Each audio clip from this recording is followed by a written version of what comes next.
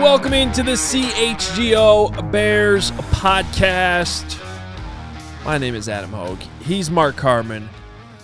Nice, calm, peaceful, two-person show for you today. You know, we miss our friends that are not with us right now, but we're just going to do the best we can to move forward. And I got a lot that could derail this show today, so you better be ready to keep it in track. How's that different than any other day, especially yesterday? I am so amused by so many things that are going on right now. It's frightening. But good to see you, buddy. Carman and I took the same train in today.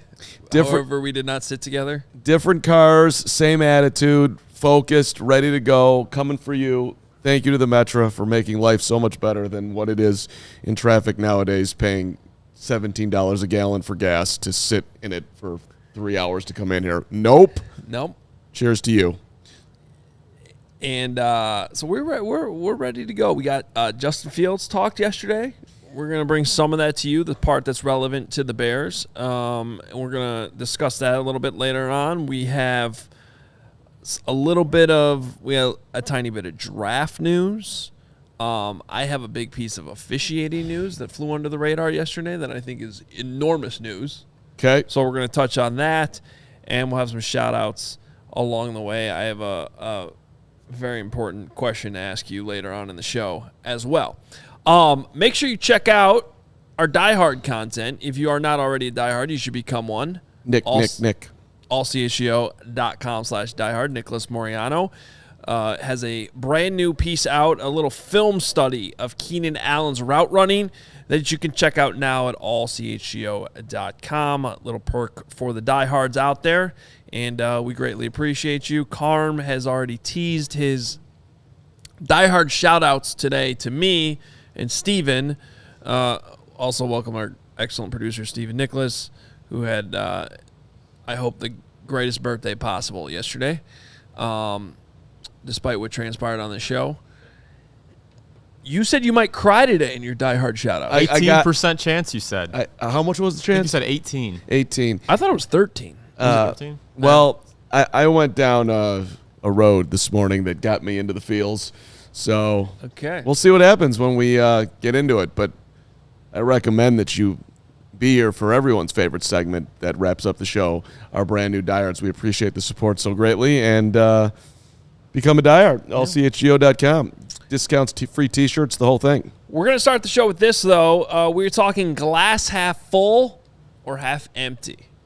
Depends on how you view the following players/coach, because we are going to start it with the head coach, Matt Eberflus.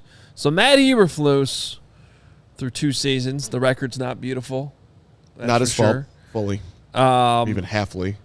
He came under a lot of fire last season for the slow start, a lot of the nonsense that went on in the first few weeks of the season, having to watch his defensive coordinator resign, basically forced to resign, and then his running backs coach also get fired in the middle of the season. So there was certainly momentum and plenty of discussion, and probably even a point in last season where we didn't necessarily think Matt Eberflus would even be here right now.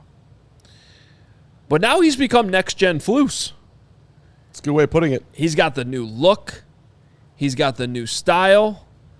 Honestly, there should be a massive investigation into how this has happened. Dude did not go to Bowericks, for people who get that reference. He ain't doing it at Great Cuts. He's not even doing it at the local barbershop. This guy's going upper level. Well, yeah, by seeing the team barber. No. Barber. No way. Yes. Is that confirmed by Yes, Hoge? it's confirmed. You know that. Yes. I think Flus said it, didn't he? He said it. Yeah. I still think there's this upper level salon person that's showing up at Well, Flus he is Central. upper level. Funk's Barbershop. Okay, I take it back. I envisioned Flus with like 17 I think the problem was he was going to Supercuts before. Yes, he or was. no cuts. He was. Hashtag he no was. cuts. Which Yeah. is an excellent choice, by the way, for the wallet, and I fully support it. But sometimes you got to up your game. And Flus is rich. He's got a better roster. Team's in pretty good shape. Yep. Quarterback upgrade.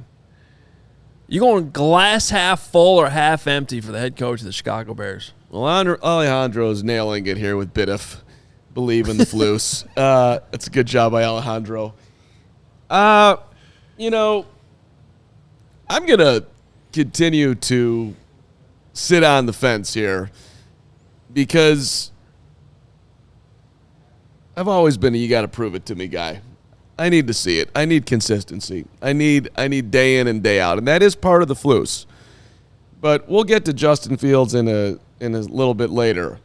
But literally his second question in his press conference yesterday, he was asked about Mike Tomlin. He's like, yeah, that was just an unbelievable press. That was an unbelievable way you addressed the team. It's clearly the best coach that I've ever had in my life. Second question. One addressing of Mike Tomlin of the multiple years with the Flus. He had one first OTA meeting with Mike Tomlin. Yeah, no, best coach ever. I know, I understand there's a long pedigree there, and Justin's leaning into that. But I'm going to give Flus credit for a lot of things. Is it half full or half empty? This is a tough question. That's the point of the segment. I'm going half empty, Adam, if you'd like an Okay. answer. If you'd like an answer. I would like an answer. I'm giving you my answer. I am half empty. I still need to see more. It's not like one drip left in the glass for me. It's close, but if we're talking about the Mendoza line in the glass for Matt Eberflus right now, heading into year 3, give him credit for riding the ship throughout the tumultuous part of last season, a large part of which he created. I'm going to go half empty on the coach. I'm going half full. Lay it out why. Please explain your reasoning. Well, Kevin Fishbane's here. Well, for one, he kept his job, so he's still here. He got a new quarterback, which buys you some time. And barring a disaster, which is very hard to see right now with everything the Bears have added, the revamped offensive coaching staff, the new quarterback, the general manager that clearly believes in him and continues to go to bat for him. It would take a disaster for Matt Eberflus to not be the head coach in 2025. And I don't think any of us see that disaster coming. Now, it's happened before, but I don't know how else you can look at this than Matt Eberflus has at least 2 years with this team, and he's got a much better roster, and the arrow's pointing up. So it has to be half full. All right. Bring Uncle Carman back in here. I'm not going to tell you, Adam, that he's not going – I'm not saying he's going to lose his job. I don't think he is. I wouldn't bet on that. I'm not saying that the Bears aren't going to be better this year. I fully believe that. I expect them to be a playoff team.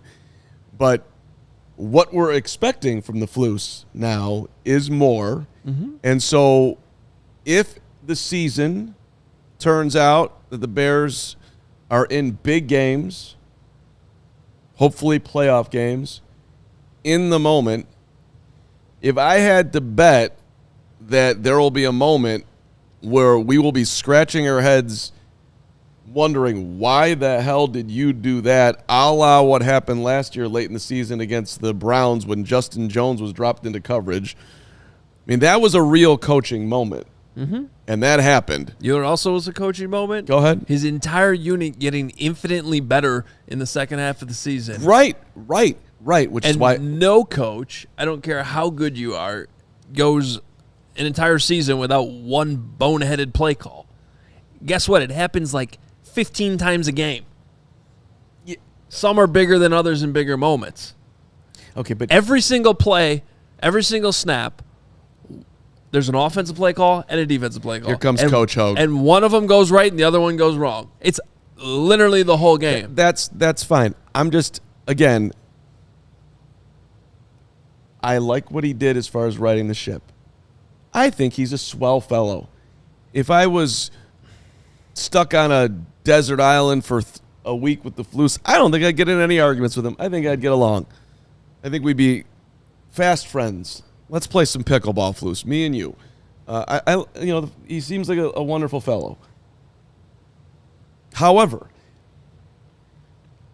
as far as an elite strategist in the moment, getting the Bears to where they need to go, I'm just not there yet. I got to stay half empty. All right, let's go Javon Dexter. Woof. The Bears 3 technique, who Woof. had a better second half of the season than his initial first half last year, and the Bears have really not added on the defensive line. They've not really threatened his position. In fact, Justin Jones, your guy, is now in Arizona. There's right. a bigger window of opportunity here for Javon Dexter, but I think the jury is definitely still out on him as a player and quite frankly, a fit at the 3 technique for what the Bears need. Are you going glass half full or glass half empty? So this one I'm moving the goalposts a little bit on too, because You did it with the first one too. I have my own half fulls and half empties. I am half full on Javon Dexter Sr. making a major step in year 2. I listened to what Eric Washington had to say about Javon Dexter and the way he got better the second half of the season. Great question by somebody. I think his name was Carman. Wow, that guy's amazing. I saw it from my own eyes. The dude made major steps. I think we are going to see more of that. I think he's going to make a much larger impact this year. I think the opportunity, as you just laid out, is going to be there. So I am in on a glass half full in year 2 for Javon Dexter Sr. Now, where I'm moving the goalposts here is to your, like, am I half full on that he's going to be the guy that's going to impact that defense? I'm not there yet, but I think I am half full on him having a big time second year. Yeah, I'm glass half full on Javon Dexter too. I think this was a situation where we really needed to read the tea leaves with how they handled this position in the offseason, and their moves seem to indicate that they believe in him. Big Dex. And I do like how he finished the season. I am still skeptical that he's going to be an all-pro Elite 3 technique, but I do think he should get better this year, and I think the window of opportunity is huge. It's wide open for him. So Javon Dexter, half full. It's a double half full for the Dex. And I think my goalpost just is a slight move. It wasn't even a major move. I think it falls under the acceptable whole goalpost move. Well, I think genre. I think you did a pretty good job on that one of answering the question.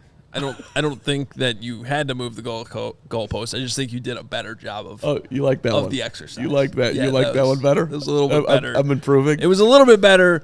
Like Justin Fields getting better every day. Yeah, I appreciate that. It was a little bit better than wasting your best point of the B block to answer a Matt Eberflus question.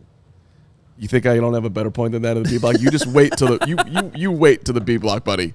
I got some serious breakdown of that 8-minute press conference that I have saved to get you in a very authentic Hoge moment to react. All right, well, let's fire through these other ones. I'm excited for that. Braxton Jones, the Bears left tackle, who kind of took a step back last year, but seems to be fine. And like Javon Dexter, they didn't really provide any massive competition for him or threat to his status on this team. Are you glass half full or half empty on Braxton Jones? Braxton Jones is a glass half full, Adam Hoge. Wow. I don't see any reason in my mind that Braxton is not going to be better in year 3 than he was in year 2, than he was in year 1. I think that anchor, I think the rump is growing and getting more stable. His rump is growing? I think he's getting I think his glutes have reached full gluteus maximus as far as the strength and the flexibility. Rumor on the street is that he's doing some great hip extensions to be able to sink and lower like you would want from your premier left tackle, and he doesn't even need to be premier. But the Bears are believing in Braxton Jones. I am believing in Braxton Jones. In fact, I miss Braxton Jones. I wish he was on the show this offseason. We had him last year. But I am a Braxton Jones believer. Yeah, I'm going to go glass half empty on Braxton Jones. I just think that overall his Hoge. year 2, the arrow started pointing in a slightly different direction. I'm not even saying it was pointing down. It just sort of leveled off. We're talking about a guy that all of a sudden we're at OTAs, a month and a half after he got drafted, and he's getting reps with the ones, starts right away as a rookie and handled his own. But I don't think he necessarily took that big jump forward. So, grand context of him being a 5th-round pick, things are still great. He's got nothing to be ashamed of here at all, and I still think it's a pretty good value for the Bears to have at that left tackle position. But where I think this might be going, I was a little bit more optimistic a year ago than I am now. So, same question a year ago, I probably would have said half full. No, I'm going half empty. Do you agree with Eric Bochanton's comment that the quarterback is going to improve Braxton Jones, and in essence, the entire offensive line's play will throw in Shane Waldron in the system, the whole thing? Yeah, yes.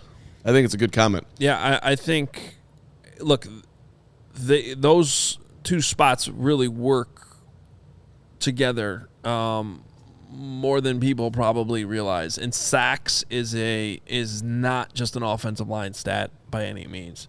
So I do think that a quarterback back there running things a little bit more efficiently, getting the ball out faster, will not only help Braxton Jones, but that entire offensive line.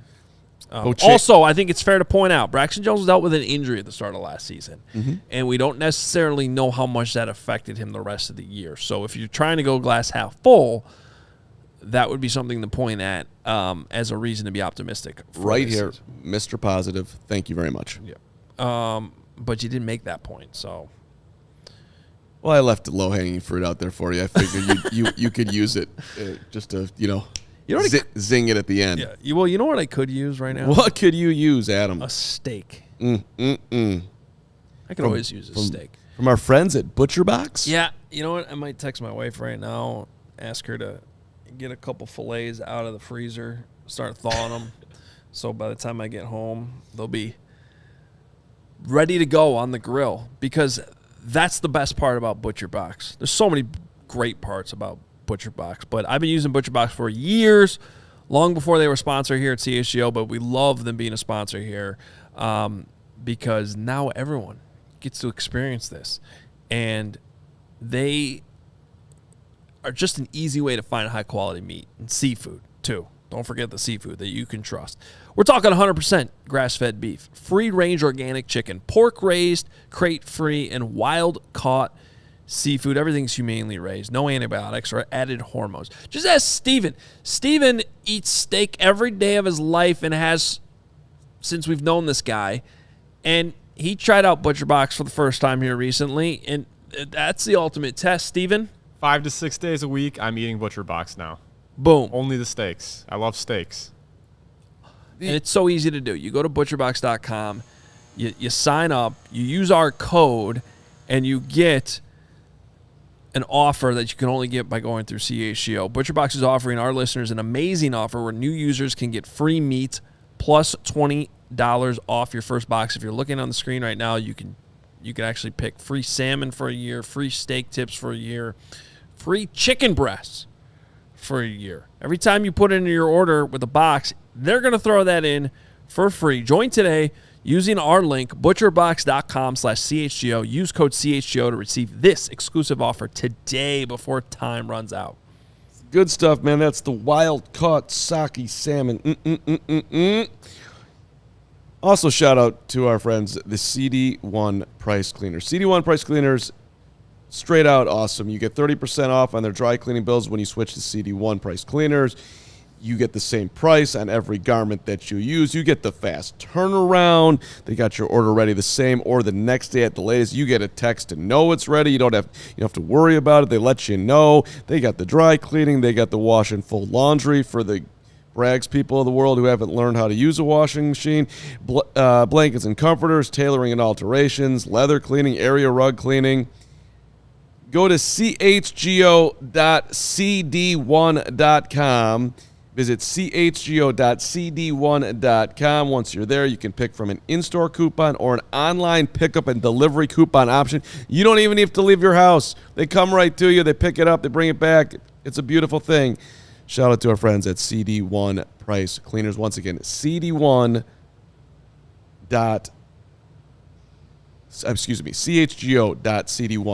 chgo.cd1.com. All right. Couple more, just to wrap up the segment here with if we're going half empty or half full with the glasses. Yep. We're going to talk different glasses here in a second. DJ Moore. I wanted to put him on this list because there's really nothing bad to say about DJ Moore at all. But they have added a lot of weapons here. And Keenan Allen's targets. And Rome Odunze's targets. And I think you can make arguments both ways. That's going to open DJ Moore up, theoretically, from having to do everything, getting all the tight coverage last year, which was great. On the other hand, probably won't get as many targets this year if you're just looking at it from like a fantasy football perspective. So you going glass half full or half empty on DJ Moore?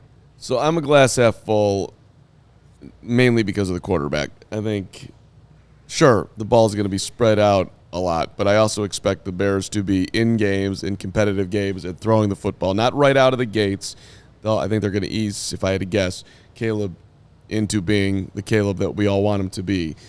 But just because, first of all, will Keenan Allen play all 17 games? That would be a big uptick from last year when he had 13 and left the end of the season with a heel injury. Is Rome Odunze going to be ready to hit the ground running? Maybe, but that's rookie wide receivers. That's not necessarily how it tends to go. So I do think that Caleb will lean on him a ton, and hopefully, to your other point, he'll be open a little bit more too, and that ball will be coming. So maybe he'll get it a little bit less, but maybe the yards will be a little bit more. I am half full on DJ Moore. Yeah, I am too. I just think it was a conversation that needed to be had. But I do think, and honestly, it comes back to just who DJ Moore is as a person, as a player, as a leader. I think if this was a different wide receiver, like, I don't know, like a T.O. type, I might go half empty because I'd be worried about, the wide receivers that always want the ball, that complain when they don't get the ball, and that's just not DJ Moore. So I think other wide receivers, maybe even like a Stephon Diggs, right, who was apparently unhappy in Buffalo, and now he's in Houston, and he's still a phenomenal player, and the Bears are going to see him in Week 2 on Sunday Night Football. But different receiver, I might say glass half empty.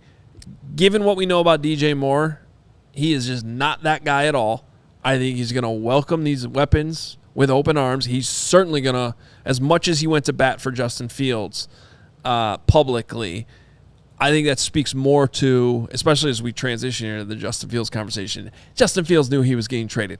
DJ Moore knew he was getting traded that entire time, but he still went to bat and was talking up his guy. That speaks to him as a teammate.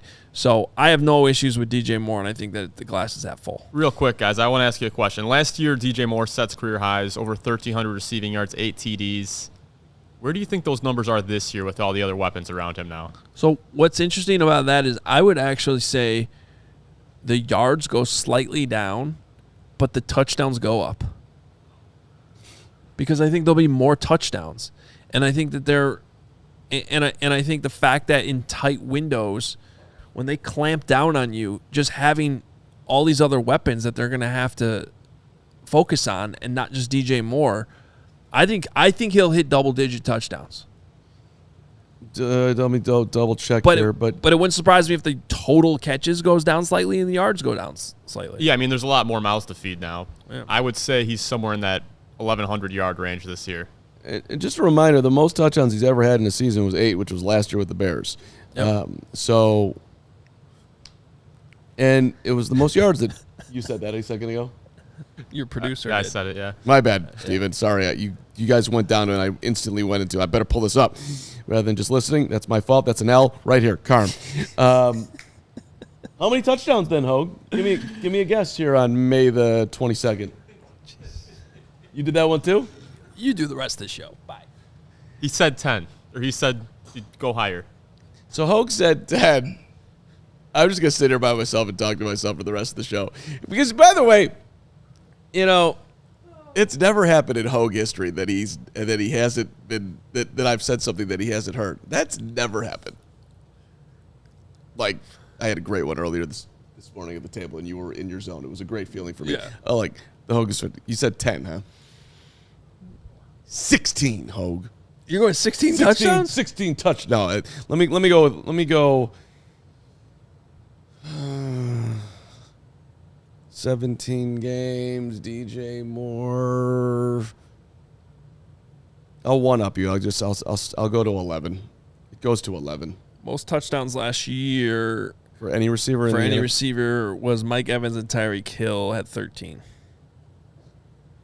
I mean, 10 would have put DJ Moore in the top 7 last year.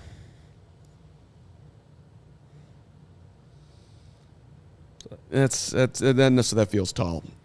But why not? Why not? Yeah. Other players that had 8 last year: Devontae Adams, Nico Collins, Brandon Cook, Stephon Diggs, Romeo Doubs, DK Metcalf, Jacoby Myers, Jaden Reed. Packers have 2 of those young receivers with 8 touchdowns. Okay. And Calvin Ridley.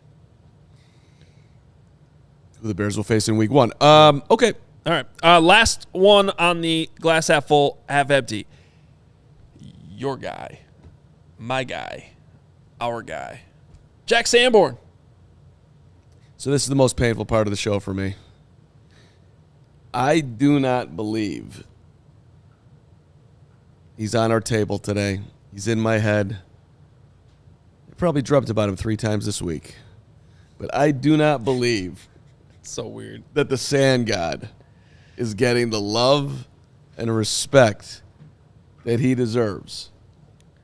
And I feel like we are in the middle of a diminished Sand God, which again hurts my heart. So, because Tremaine Edmonds is here, and because TJ Edwards is off and rolling in a Bear uniform, and maybe some depth options that the Bears might want to try out, I'm worried about the Sand God's future in Chicago, and so I'm going half empty. What do we got? The best all-time Carm moment was when CHGO had a segment dedicated to Nick going to Hawaii. Carm's went, "What, Nick? You're going to Hawaii?" That's an excellent point by you, Dr. Truth. I live, hey, listen, listening is a skill, and I've only been doing this for 25 years. So My glass is still full on Jack Sanborn. He is. Tell me why. Because he still played great last year despite TJ Edwards, Tremaine Edmonds coming in. When he was on the field, he was a good player. He's going into the last year of his rookie contract here because he's an undrafted guy that's 3. Now there's, RFAs and situations where he doesn't necessarily have to go anywhere, but he can still spike up his value this year. And it wouldn't shock me if this ends in a situation like it did with TJ Edwards where good player who they weren't able to keep, and he goes on to become a very good player elsewhere. And I hope that's still with the Bears.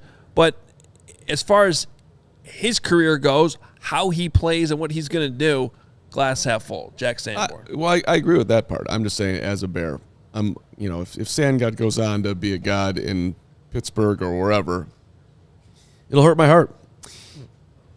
All right. Well, now we got to do this. Let's put on our rose-colored glasses, shall we? Sure. Okay.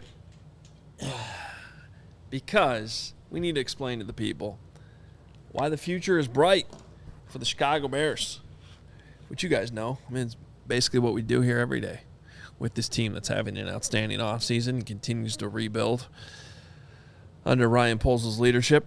And this is all brought to you by Shady Rays. Head to shadyrays.com. Use code CHGO at checkout for 35% off polarized sunglasses. I wear Shady Rays every day. I have 3 pairs now, and I think I'm going to put in an order for a 4th. The great out on the practice field, where we'll be tomorrow for Bears OTAs, by the way. And we'll have a full recap show tomorrow afternoon at a special time, so look forward to that. But also, while OTAs have been going on this week without us, when we weren't invited, Bears put out a video of Caleb Williams right before the show started, doing his patented split-legged, cross-the-body throw dime to new tight end Gerald Everett. I mean, it was so beautiful that I did have to put on these beautiful shady rays because that thing was just it was blazing off the field.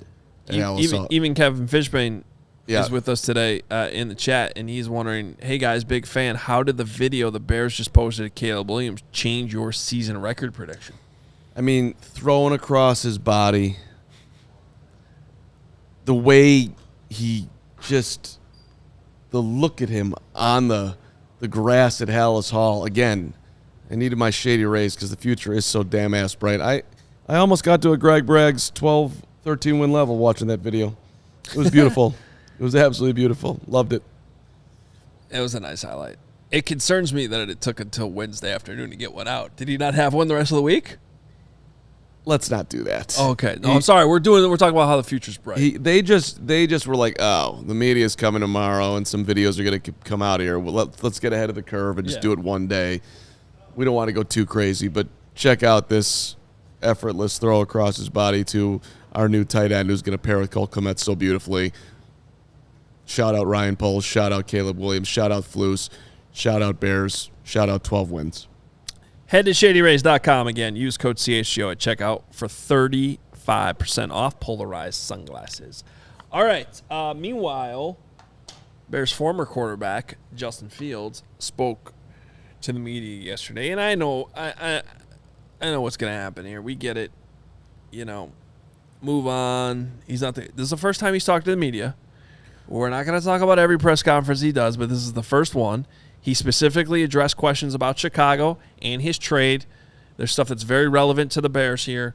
And the part that I'm just going to tell you right now is not going to go away even during the season is there is a very important stipulation and condition on the trade that was made that could move the Bears draft pick that they got in return for Justin Fields from a 6th-rounder to a 4th-rounder if he plays 51% of the plays. So before we start hearing that this doesn't matter for the Bears and all that, it's going to come up periodically based on that. But today's conversation is more just about Justin Fields and what he had to say yesterday, because I found a lot of it interesting. I know you did too, Carm. And we wanted to thank the Steelers for some of this. We're just going to play a little snippet from his full press conference yesterday that he had at his new locker in Pittsburgh. Justin, how do you look back on the time? How you doing? You're doing good. You say what? How do you look back on the time in Chicago? Yeah. I mean, there was a lot of ups and downs, but all in all, I appreciate every relationship that I built. All my teammates, they know that. Nothing but love for the city, for the fans, and for my, old teammates and coaches. Did you feel they did everything they should have done to facilitate your growth? I'm not really gonna, harp on the past. It is what it is. It's in the past now. I'm here now, so like I said, I'm grateful to be here and grateful to be a part of this team. When you find out that you're traded at 10 o'clock local time, I mean, are you able to sleep that night? Are you on the phone? What kind of happens after you get that news? I mean, yeah.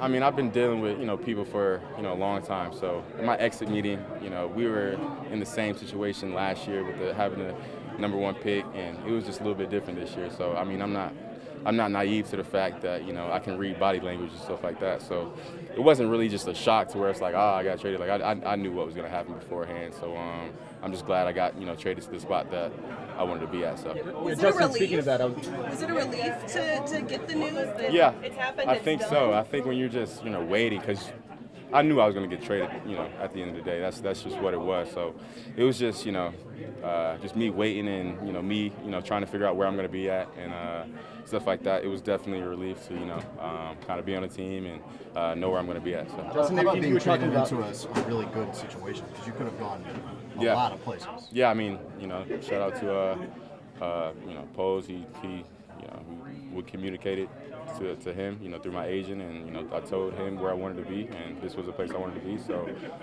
he, honored that, and I appreciate him for that, and glad he was able to put me in the spot where I wanted to be at. What needs to go right for you to become? I think it was important to hear that from Justin Fields' side, because we've had this discussion. We've heard it from the Bears side and Ryan Poles that there's certainly been reports out there the Bears took a little less in return to get Justin to where he wanted to go. And now you hear that from Justin himself. Like, the Steelers, that was his preferred destination. And the Bears made it happen. Ryan Poles made it happen. And Justin Fields probably, despite not loving how the whole thing ended, did appreciate that. Now, he did say in another part of that interview that even he thought the Pittsburgh trade was dead when they signed Russell Wilson. But then when Kenny Pickett got moved, he basically knew, that was being done to open up a door. Well, Kenny Pickett had his own thing there too. But once that happened, it opened up the door, and Justin basically knew he was going to go be a Steeler. Right, and it was interesting that he was told to, hey, don't sweat this. Kenny's probably going elsewhere, all that type of stuff. But I thought it was interesting in that part of it that he had communicated with Poles through his agent that he wanted to go to Pittsburgh. He wasn't calling him up directly.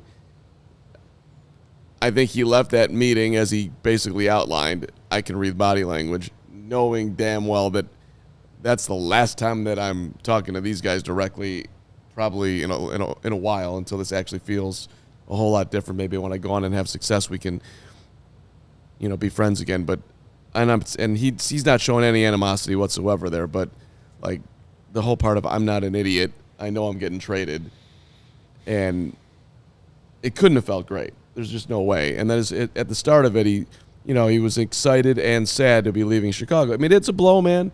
It's a huge blow. You come into the league, you want to be the guy, you get dealt for a mid to late round pick, and you're just looking for a situation where you can land. I mean, I thought at the start of it, just watching him, it was almost to me like he was trying to prove, like, look at how positive I am. Look at how this. It was a huge smile on his face.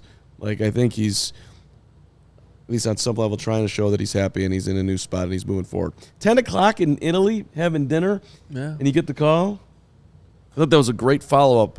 It was a couple questions past after he said it. Like, the first thing I wanted to know, did you leave dinner? Did you finish the pasta? I mean, that's a weird moment at 10 That's o'clock. That's exactly what I thought, too. Yeah. Like, did you just go home? Like, what do you do? Remember, we talked about that on the show that night, when the trade broke, like how he was in Italy. And how it had to be weird that it was basically... now, that confirms he heard about it a little bit earlier than I think it actually went public, because by the time we were doing a show, it was basically, I think, past midnight out there in Italy. But he went on to say that he's definitely competing with Russell Wilson and, quote, I definitely don't have the mindset of just sitting all year, which is what you want to hear if you're a Bears fan, because, again, if he plays 51% of the snaps for the Steelers this season, that pick will become a fourth rounder for the Bears, which would essentially replace what they traded to get back in this year to draft Austin Booker.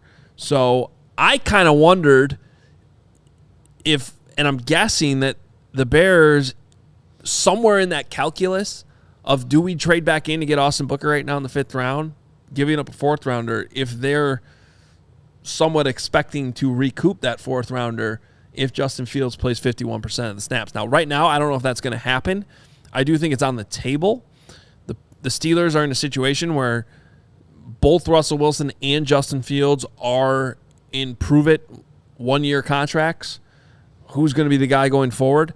Justin certainly has more of a long-term upside when it comes to age and potential.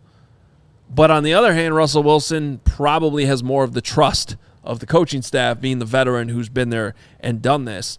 So that'll be super interesting to watch and follow throughout the season. And my question to Bears fans right now is, will you go out of your way to watch Justin Fields if and when he plays? Because I think it's a given at some point he's going to be playing and starting games for the Steelers. And whenever that happens, whether it's week 3 or week 12 or whatever, will you go out of your way to watch Justin Fields? One of my first things I know that I'll be doing after games are done and our post-game show is over will be to look and see what the stats were. How did he do? Now, am I going to, like, if the Bears are playing in the noon window and the Steelers are playing in the 3 o'clock window, am I going to make it a whole point to go, if Justin is starting, am I going to make that a huge point? No, not really. But I am rooting for him for both he's just a quality Justin Fields human being, and for the Bears factor in it. But the Russell Wilson, who's going to start, it does. I think the logical bet here is that, Russ starts the season, and if they go well, then he'll continue to play. But if they don't, at some point, logically, you would think they would pivot to Justin Hill, get to the 51%. The quotes read a little bit more aggressive than watching him actually say, though, that he's going to compete, that he plans to compete. Like, when he said it, he was a little bit more muted, like just watching him say it. It was like, oh, well, of course, I'm here to compete. It wasn't, when you read it, it's like, it kind of feels like I'm here to compete. But when you watch him say it, it's a little bit more muted. I thought it was an interesting little. Yeah, I don't agree with you on the, when he said, I definitely don't have the mindset of just sitting all year. I thought that was pretty emphatic. But he said, it was sort of, well, I definitely don't have the mindset of sitting all year. It was more like that. That's like, it wasn't like, I definitely don't think I'm going to sit all year. Like there was. Yeah, I guess I don't agree with you. Okay. Well, I'm not saying that he's not planning, he wants to play. He obviously wants to play. But it wasn't like sort of in your face. I'm going to tell you this, and I am going to go out of my way to watch Justin Fields whenever he plays. And I know this because I already did this with Mitch Trubisky. You did? Yeah, even last year when he played with the Steelers, it was on like one of the monitors. Well, that's one of the monitors, but. Yeah, but I'm going out of my way to make sure that I see what he's doing. And so and then this year with Justin Fields, it's even more fresh. Plus, we're all I liked watching Justin Fields play. I still do. I'm very intrigued that at his opportunity in Pittsburgh. So, unlike Mitch, who wasn't necessarily the most fun quarterback to watch, Justin, when he gets his opportunity, is still going to be a fun player to watch. Do you think he'll start week 1? No. Do you think he'll start by week 8? Yes. Do you think he'll pass 51%?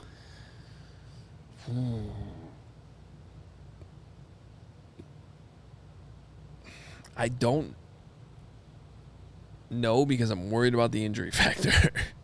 Okay. Like it would not shock me if this goes Russ plays 3 games. Justin plays 4 games, gets hurt. Russ comes back out there. Justin gets back out there. One of the scenarios that could very well be in play in December. Justin hasn't completely won the job. We don't want to give up a 4th-round pick. Do we give Russell the edge because of that? I mean, sometimes those incentive things actually work against you. It's possible. So, but if they're competitive, and the Steelers always are, right? They're always hovering around 500 in December. And if he is, and Russell's hurt, or Justin's clearly the best option, like, they're going to play him then. So, I don't know. Reminder, final 8 games of the year, no one has it rougher than the Steelers. At home versus Baltimore at a noon kickoff. Then they play Thursday night on the road at Cleveland. Division game, tough matchup. Then they come back and they're back on the road with Cincinnati at noon. Then they're home versus Cleveland, another tough division matchup. After that, they got to go to Philly. Then they got to go to Baltimore on a Saturday. And then they got to play after that on Wednesday versus the Chiefs. Mm-hmm. For wrapping up with Cincinnati. Oh, they had a brutal. The gauntlet is real. Yeah. So to your in and out type of situation in that thing, yeah, it could happen late in the season. Jeff Kurtz is wondering if you're still doing jumping jacks for people becoming a diehard. Sure. And I don't know if Jeff is on the fence about joining, but if he is, then definitely Carm will do 30 seconds of jumping jacks. He actually still owes us 8 seconds because, as I pointed out real time yesterday, which was partly our fault, we didn't really time it, but I knew live that was not 30 seconds of jumping jacks. Felt like 3 minutes. Kurtz, you jump in. We'll add 8 seconds on to the 30, 38 seconds, all for you.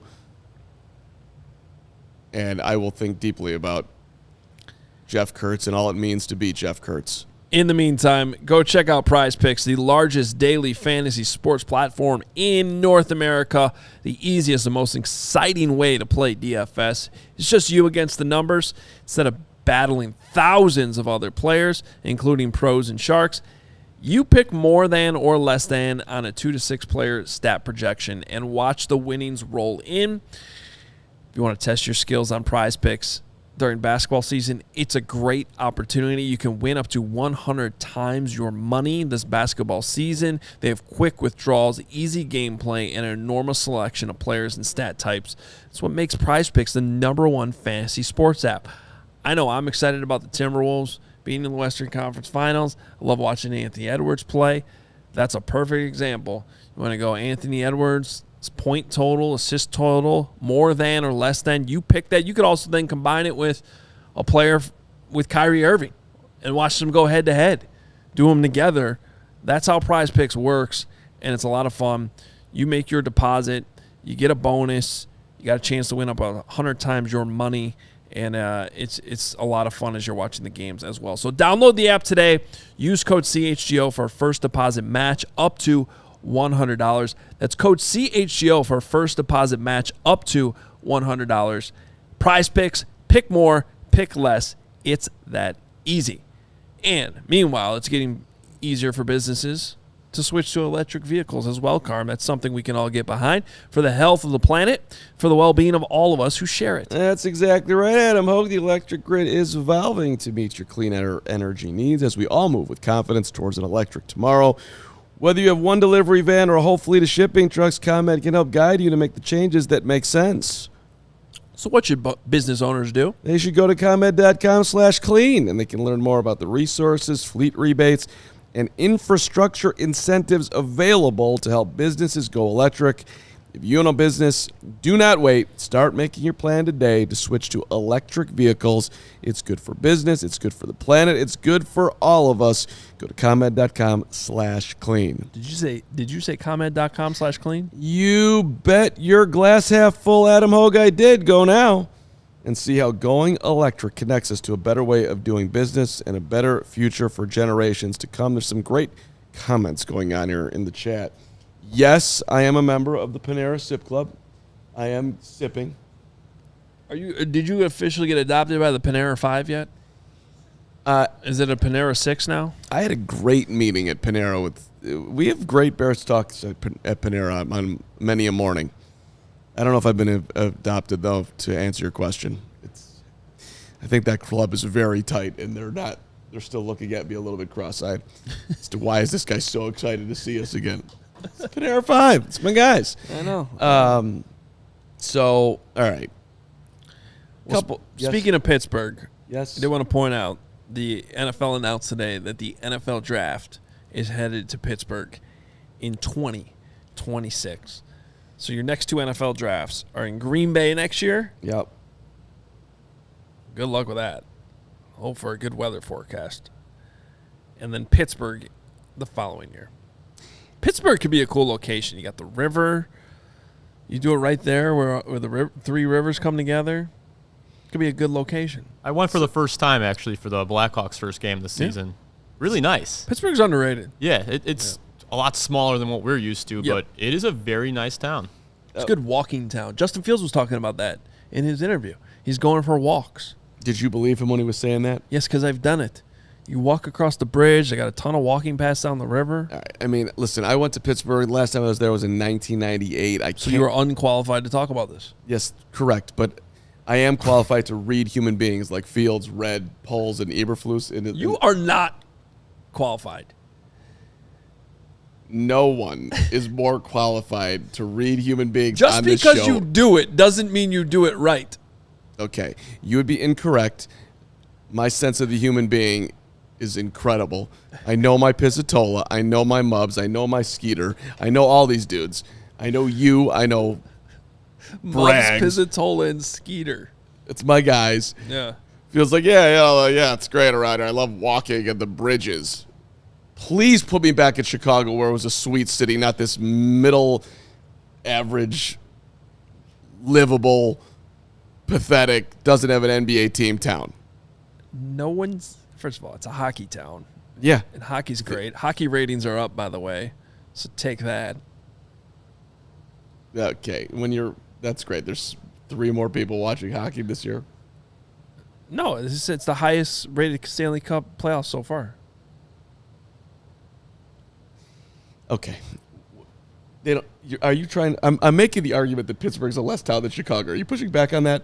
Why? But why are you doing that? No one made this a comparison with Chicago except for you, and because no one would ever do that. Chicago's obviously a superior town, but just because Steven and I said it's an underrated town, which is actually what I said, does not mean that you need to be threatened by it, Mr. Chicago. Okay, versus every shirt that you're wearing today. Get it all at the CHGOlocker.com. All right, I am in Jordan mode right now, and I do take that personally.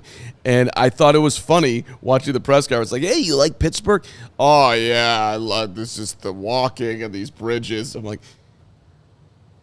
the only thing he likes about Pittsburgh is the fact that he gets to play for the Pittsburgh Steelers. It's got nothing to do with the bridges. And by the way, I was talking about the bridges. Well, he mentioned it too. The bridges. They're good yellow bridges. Next thing you know, he's going to mention the Allegheny. This is a great river. This is one of the greatest rivers of all time. Isn't there like 3 rivers around here? Yeah, I think it's the Ohio, the Allegheny, and the Botswana? The Botswana River. Those are that's the third one. That's it. I love the 3 rivers here. I'm so happy to be here. Come on. You didn't. I'm just easily amused. I thought that was funny. In risking this show going even more off the rails, yes. I have this question for you. Yeah. Would you take a Cicada-infused malort shot? No, I would not. Because we had a malort shot at our draft party, and that was the worst experience of my life. And now you want to throw in a cicada, which probably doesn't make it any worse. Shout out to whoever brought us that malort shot. Whose names I'm forgetting right now. I apologize. It's very nice of you. It's the worst shot I've ever had. Well, there's a story in the Sun-Times. The Noon Whistle Pub. Yeah, this is vile. I've actually been there. It's a nice bar. Yeah. It's in Lombard. Shout out to Lombard. The Noon Whistle Pub is pouring up shots of cicada-infused malort to celebrate the arrival of 2 adjacent broods of the insect cicada in Illinois. They are $5 each, and they have a quote, a flavor reminiscent of succulent lobster, according to an announcement. Succulent. Yeah, posted Tuesday morning on Instagram. This is my favorite part of the story, though, because there's a quote here from the restaurant's creative director, who says, everybody already hates malort, so it's like, let's just make it even worse. This guy's name, Joey Jardinera. That's an elite individual. That's a fantastic name. That's big time. Nothing's more Chicago than that guy. You should This be is exactly what I was just about to say. That's Joey the most Chicago Jardinera. name ever. Be a diehard Joey Jardinera. Come on. Yeah. Yeah, come join us. Be a diehard. Can I? I have to say, though, I would not do this, but it's not because of the cicada. It's because of the malort. Right. I agree. If this was a bourbon or a whiskey shot, and you're putting a cicada in it, I would probably do it. Just to say I do it. I would do it too because they're generally supposedly harmless. Whatever. Great. Malort is like in there. Malort is straight antifreeze. That was that was bad. I mean, they say that alcohol ain't great for you. Like, I think one shot of Malort probably takes 17 days off your life, which was worth it. Just because to hang out with our draft people. Can we play one more glass half full, half empty Flus game before we go? Sure. All right, Hoge, and this is for the chat too. Yeah. These are my topics, and my topics only. Adam Hoge takes no responsibility for the next. Kevin says complimentary diehard membership to Joey Jardinera if he reaches out to him. There we go. See? We got to get Joey Jardinera to sign up. All right. That's a great offer by Kevin. Joey, if you don't take us up on that, I'm going to be real disappointed. Glass half full or half empty? You ready? Flus sings in the shower. Glass half full, glass half empty. Nothing's been more evident in this show than you not understanding the concept of that topic. I understand it because this is a yes or no question. Half full would be yes. Hoge. Half empty would be no. Half full would be he does it all the time. Flus sings in the shower. Don't make it complicated. Yes or no. Half full, no. half empty. No. Empty. No shower. Just focused on football. Yeah. That's disappointing, but I think you're right. All right. Flus, first one on the dance floor at wedding. Half full or half empty? Empty. Wait. You're probably right. Absolutely, positively. But, like, I think the Flus is a guy that gets pulled out there. But once he gets pulled on the dance floor, I think he goes full Flus. Don't you think? Little shimmy shake. Carm hosting this show this time next week. Glass half full or glass half empty? Flus. I'm going to go empty on that one. Flus, mustard on a hot dog. Half full or half empty? Oh, he'll go mustard. Yeah. Yeah, Flus is... You're half full on the mustard. Yeah. Now, what the question should really be, does he put ketchup on his hot dog? And that's what I'd be worried about. I'm thinking he probably puts ketchup on it, too. He might go ketchup and mustard. You're half full on his ketchup? Well, yeah. I'm half empty because I disagree with the decision. Yeah. Okay, that one actually is confusing. Flus on the grill. Can he grill? Yeah. Would you want to go to a barbecue where Flus was the dude standing there getting it done? Half full or half empty? Flus PQ. Yeah, I'm gonna go no.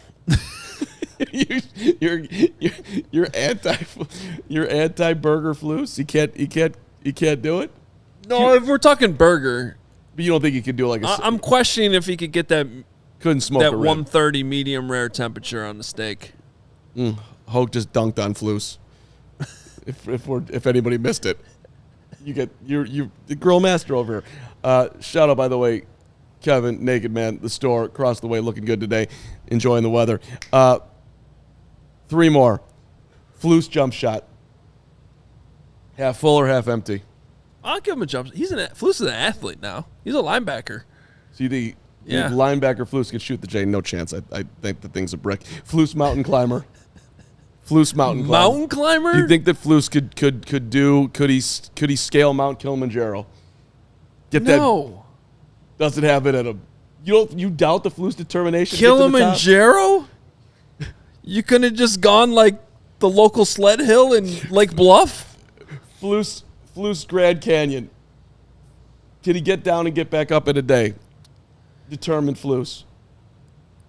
He'd do well in the helicopter. Okay, this is a lot of, and then here's the last one for you. Actually, I have 2 more. If Flus was Christopher Columbus, would he have found America? If Flus was the dude leading you across the Atlantic looking for America, would he have found it?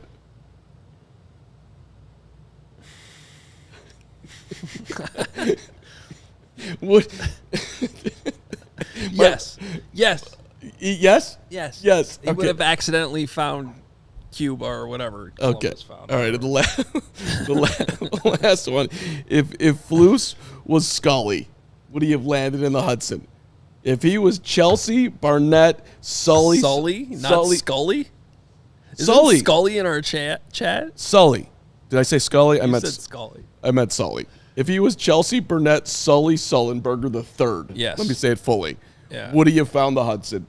Or would everybody have perished? Well, much like you trying to land the plane on this made-up segment that you gave us no heads up on. That's not true. You told me you had something. You didn't tell me how ridiculous it was. But yeah, it's crash. All souls have perished, in the words of Roma Dudze. $2 super chat from Pizzatola. Carm's head, half full or half empty? Hoge, you want to answer this one? Carm's head, half full or half empty?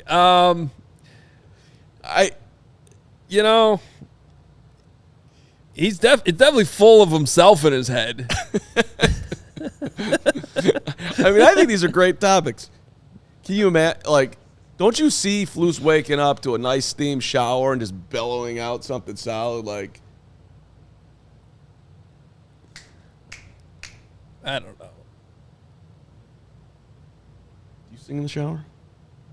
No, I play music a lot, but I don't. That's sing, a nice. I don't sing to it. That's a good upper level. Yeah. Okay, that's the end of my May 22nd, 12:55 to 1 o'clock segment. Yeah. Dr. Truth says watching Hoge's growing exhaustion is wildly entertaining. Dr. Truth is my guy. We might need like Hoge Cam. I mean, you hated that segment, but you kind of loved it. I just. Yes. I'll go back. You know, tomorrow's OTAs. Edward said half empty because it has a leak.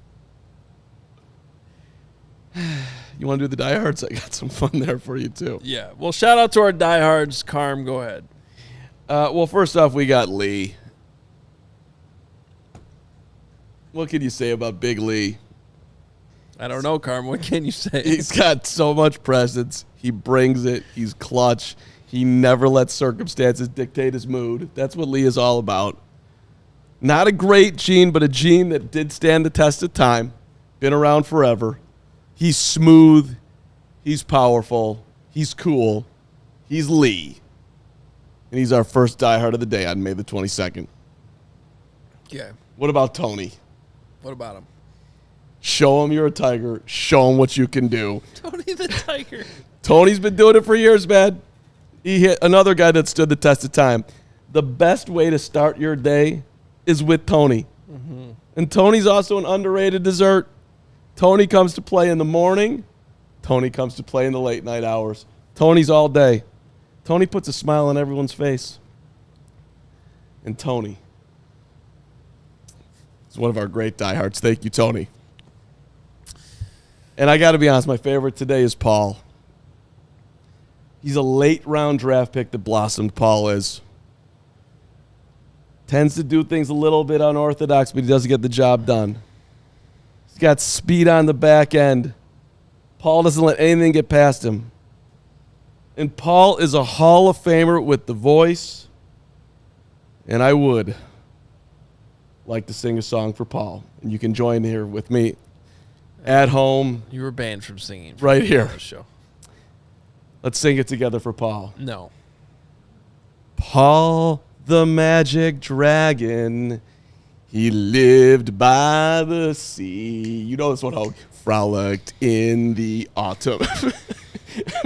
You need to smile and have support over there. And he frolicked in the autumn mist in a land called Polly. Little Polly.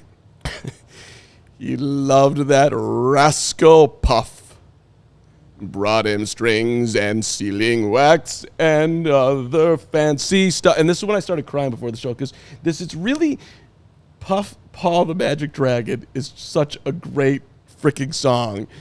And it's about kids being kids and leaning into your childlike enthusiasm that Hoge has definitely lost in the last hour or so. That I would like to thank Paul for being a diehard and reminding us that we all should bring our child heart into the world each day, and that's what Paul does, and that's why Paul is a huge member of our diehard family, and we thank him for joining. You know, I appreciate you, Paul. Some of us lost our child innocence during this show. Others, others lost their job. Kate hated Puff the Magic Dragon as a kid. That song sucks. Oh, you guys have lost it. Yeah. Matt Peck didn't hate Puff the Magic Dragon. He freaking loved it. Didn't you, Peck? Yeah, that doesn't mean I enjoyed your rendition. Oh, that's terrible. Nobody has ever enjoyed you singing anything. Disagree. Except maybe Tyson Bagent. Loved it. Yeah, Secret Bagent Man was good. It's been. Let's not call it good. Paul the Magic Dragon is straight brilliance. Yeah. Secret Bagent Man with the dancing. That was something. That whatever you were doing with your legs during that, I loved it. I loved it. Yeah. Hey, Shout out to my neighbor who was flying a kite 200 yards into the sky yesterday. Wow. And had basically the entire neighborhood outside watching. Like every kid, it was like the ice cream truck going down the street and all the kids running outside. It was like a scene out of the 50s. I assume you were in the 50s. What was it? I mean, it's show off, but yes. So this guy literally amazing. had because you saw how windy it was. I mean, it was insane last night. And he had like this reel on this kite that was like the size of a basketball. And he's just cranking it. And I asked him how long the string was on it. 200 yards. And that thing was fully up in the air. That's big time talent right there. Yeah. Then he almost lost it at one point and almost hit a house like 200 yards away, but he saved it. It was a good save. I feel like you could do something like that. That is in your skill set. Oh, I don't know. You've got all the gadgets. I could fly a kite. I don't know about one that's 200 yards in the sky. I think you should go competition and take them down. Everything's a competition in life. Take your neighbor down. Yeah. You could fly the kite better. Happy birthday to Jason McKee. Oh, J-Mac. Yeah. It's his birthday. Want to give him a quick shout out. Good and man. finally, perhaps the most important story of the show that we've saved to the very end. So long to the chain gang. Really? Did you see this yesterday? I feel like this flew under the radar. This is terrible. But according to multiple reports yesterday, the NFL is planning on experimenting with optical tracking technology in the preseason this year. And if all goes well, they could implement it for the regular season. You've been talking about this for years, Adam Hoge. I am so excited about this.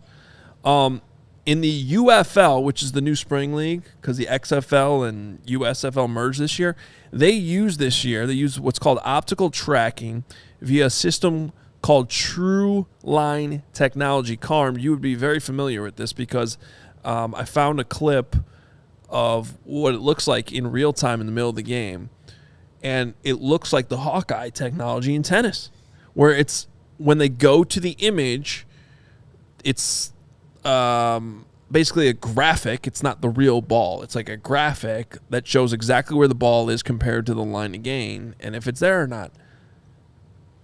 This is your dream. Yes, you have been calling this forever. Yep. The only time you've ever talked about tennis on any show that you've ever done is when it's in relation to they do it in tennis. Why can't we do this in the NFL? Yes. Why? You know exactly where that football is. Technology has advanced to the point that we don't need the 78-year-old guy to run out there. It's a tough day for him, though. I was going to say, what's that guy going to do? I thought you were going to come out here and be like, what happens? Bad day for the chain gang. It is. But here's why it's not. Because the plan is they're still going to use the chain gang as a backup in case the technology fails. So they're still going to be employed, and now their job matters even less. What a great gig. Could be the most. When I retire, I want that job. I want to be the chain gang in retirement.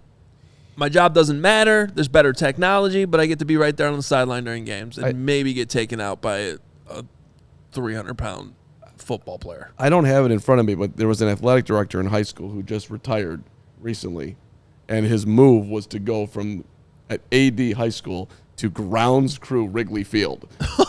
That was his move to stay busy. So, my long plan always was to go from whenever I get kicked out of media to elite usher or. Can you imagine me as an usher? I'll be so good. Go sit down there. There's open seats. Oh, that's. Don't. But we've talked about this before. This is why I hated that job when I was an usher at Wrigley Field, because they were on our asses about not letting people do that, and you would literally get downgraded. They graded you, and you're the supervisor would be like, "Oh, I saw this guy. You let it go." Yeah, I did. There's 200 seats. I let the guy go sit down there because it's baseball and we're here to have fun and who cares? You got to become a better liar. He must have had fake tickets because he showed them to me and they went down. Check the tape. So now I'm throwing that fan under the bus for having fake tickets? Yeah. Well, they're not going to do anything to him. No. Which, speaking of, and shout out to the Sun-Times who did an excellent job on this, The Bears raised ticket prices significantly this year, lost a game, told their fans that they were only raising them like 7 or 8%, but in reality, they were raising them like 20% because you lost a game. They literally was trying. It's apparently they lied to you and told you were getting a fake raise when in reality they raised you huge because they thought that you, the Bears fan, wouldn't be smart enough to figure that out. And I get it. Everybody loves going to Bears games, and you're going to pay more for Caleb, and no one's giving up their tickets, and all the things. But they twisted. So that's how they recoup the money from losing the home game? Yeah, they went for the major raise. And meanwhile, if I have it right, they're not even guaranteeing season ticket holders a London ticket. There's a lottery for it, I want to say. Lottery for London, yes. That sucks. If they're going to raise the prices to recoup the money, then they should at least be guaranteed a ticket. They can turn it down if they're not making the trip, but... Yeah, I mean, there's just only so many seats, though, and the NFL's controlling it. All the things. Not apples to apples, but the Winter Classic this year with the Blackhawks, season ticket holders, there's a preset. You're guaranteed to have your tickets if you want them, but you have to buy them separately. Right, but different circumstance. Yes, I understand. Right. Kind of. No, you're bigger stadium, for one. For two, you're not sharing the game with another team, really. Well, you're saying the amount of tickets. Yes, I get it. That's why I said it's not apples to apples, but there should have been. Yeah, and Rob Schwartz. I'm with you. Having done no research into what you're talking about and just hearing it from you, it sounds a little slimy. It wasn't the best look. Let's just say it like that. And it is the Bears' home game. Right. But since they lost the game and they're trying to recoup dough. By the way. But if it's a home game, even though it's played somewhere, I don't know. I guess I disagree. You should be able to, if you pay that much for season tickets and they're raising the prices on you, you should be able to be guaranteed a seat to that game if you're willing to make the trip. If you're making the argument that because it's the Bears' home game that all Bears season ticket holders get a right to their tickets before anybody from Jacksonville gets them, that's how you'd have to do it. I guess that's fair. I don't know enough about the revenue sharing and how that all works, though. Get Fishbane in there. He could break it down. Yeah. All right. Good show. Fun show. I got nothing else. Do you? Yeah, we got to read some super chats here. Oh, yeah. Let's get Asher Deitch in here, $5. Thank you so much, Asher. What are the chances Poles will trade for an edge at the trade deadline heading into our run of divisional games? Who would you see as targets? Well, I mean, the target that everyone's talking about right now, way before the trade deadline, is Calais Campbell, who's pushing towards 40 or late 37, 38 years old. That's one name that's out there. Well, he's a free agent, right? Yeah, he's a free agent. 6.5 sacks last year, still doing it. Question of whether or not he still wants to keep playing. But an interesting name. I love the question and the enthusiasm. It is way too early to be talking trade deadline. Well, that's why I kind of fast forwarded that to training camp signing. But yes, based on the moves we've seen the last 2 years, wherever the need is, we can see Ryan Poles making a trade to fix, whether that's edge, whether that's tackle, whether that's another weapon they need on offense. Not afraid to do it. Isaac Siegel, $5. The thing with Braxton watching tape, it seems like he waits for the block to come to him. Usually handles it well, but I'd like to see him attack them. I'll bet you Chris Morgan would like to see that as well. Maybe that's something he will improve upon in year 3. $20 from Craig Leach. I think Sanborn's development will be high tier this year. Wow. It's time they weaponize him. Thank you, Leach. Hope you're right. Big Cram, whose avatar continues to make me fatter. That's nice. Go to new levels. $20. My 3 biggest summer questions. 1, how fast can Caleb learn the playbook? Fast. Edge, how will they acquire them via trade? Free agency? Free agency. And last but not least, this man Baca? Got a weird case. Why is he around? I don't know what that means. It's over our head, Big Cram. Please cease and desist on that picture. Was that the stupid thing that Greg said was like a... Yeah, I think we just got punked or something, and only Braggs will understand it. It's all right. Only people at Braggs' level. It's an elite level. $2 from Skeeter. Thank you, Skeeter. We love you. Did we read the chat earlier? I don't know. Skeeter got love today. Thank you for the super chat. And then Crystal, the best, who supports Carm in ways nobody else can. Dr. Truth and Crystal are my two people. Okay. I've got two. Crystal's amazing, and for $10, she jumps in here. It's always good ending the show with the Crystal super chat. It does. It makes you feel my favorite good. way to end the show. And she says, I loved your singing, Carm. Keep it up. Hey, guys, just sending love on this Tuesday. Love you guys. Keep up the good work. Bear it down. It really should be Crystal the Magic Dragon. It should. And as much as we just tried to end it with a Crystal super chat, we were instead of ending it with a Bragg super chat. He jumps in here for $2, says Claypool has been dominant at Bills OTAs. I forgot he was on the Bills. Quick story to end the show on that one. There once was an assistant coach who was in the picture that we showed the other day of young Carm. Name will go unnamed, Ty Pivick.